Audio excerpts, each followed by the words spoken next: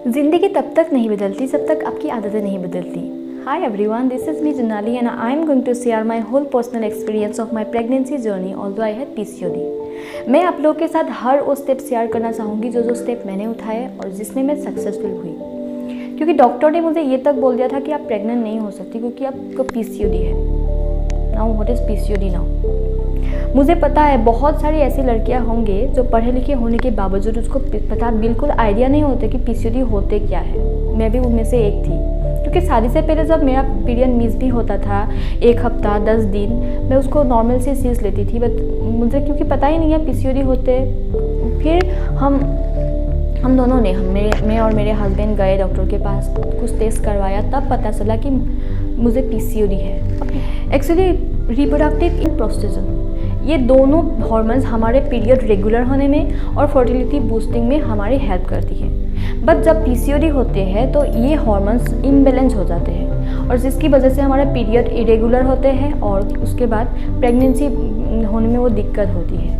मुझे पता चला था कि मुझे PCOD है तो मैं बहुत डर गई थी, और जो आपको बिल्कुल नहीं करना है, और क्योंकि वो स्ट्रेस लेवल जब बढ़ता है तो वो PCOD ठीक नहीं हो सकते।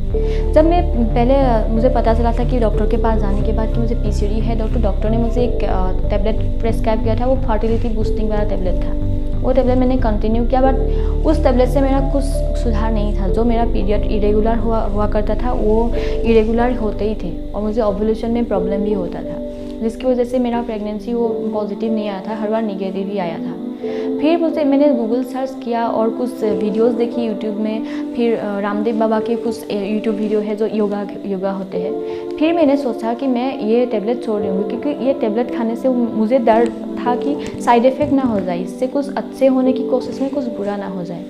फिर मैंने अपने लाइफस्टाइल में कुछ सुधार लाए, क्योंकि PCOD एक लाइफस्टाइल वाली बीमारी है। क्योंकि हमारे आजकल लाइफस्टाइल ऐसा हो गया है कि हम जल्दी उठना छोड़ दिया, देर से उठते हैं, देर से सोते हैं, बाहर का खाना खाते हैं और स्ट्रेस लेवल्स बढ़ रहे हैं। इसकी वजह से ये हमारा ज़्यादा लोगों के में PCOD देखने को मिलता है।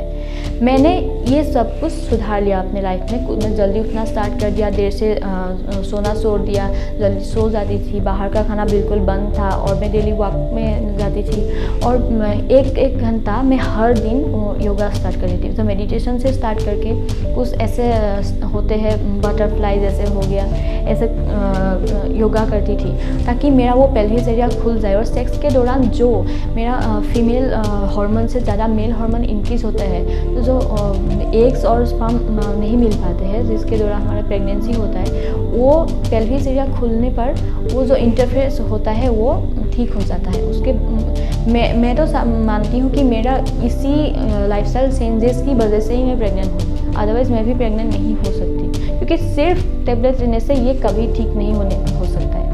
मेरे मानना है कि आप लोग भी थोड़ा अपनी लाइफस्टाइल सुधारें और वो जल्दी सो जाए, जल्दी उठ जाए, और कुछ डाइट कंट्रोल करें, थोड़ा सा ज़्यादा ऑयली नहीं खा सकते आप लोग, और ज़्यादा वेट होना भी और ज़्यादा थीन होना भी PCOD के लिए अच्छा नहीं है। और स्ट्रेस बिल्कुल नहीं लेना है, क्योंकि आपको पॉजिटिव रहना है, और वो मतलब आपको बहुत हेल्प करता है।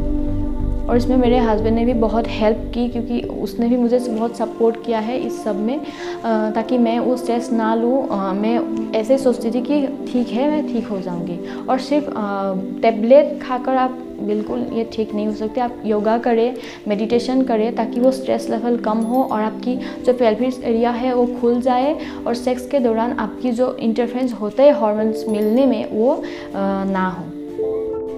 I hope you like my video.